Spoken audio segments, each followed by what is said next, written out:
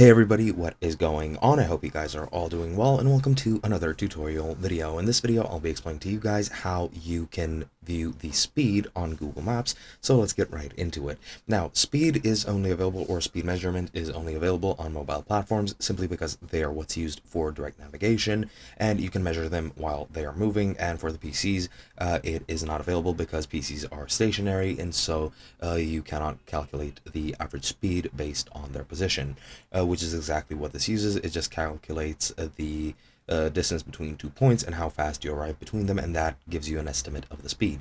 Now, to do so on mobile platforms, what you need to do is you just need to turn it on in the settings. You just go into the settings on your profile icon and then navigate to driving options, and then you should see the speed. And the instructions for Android are the following. You just need to go into Google Maps, go into settings, and then into navigation settings, then under driving options, turn show speedometer on or off, and that will show you the speed during your travels. Now on iPhone, it is a bit different.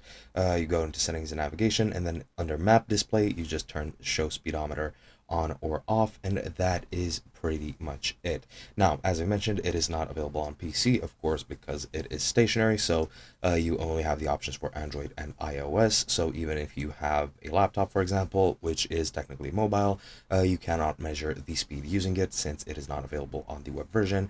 And yeah, that is essentially all there is to it. It's a very useful tool, so I do recommend you check it out and use it. Hope you guys enjoyed, and I'll be seeing you guys in another video.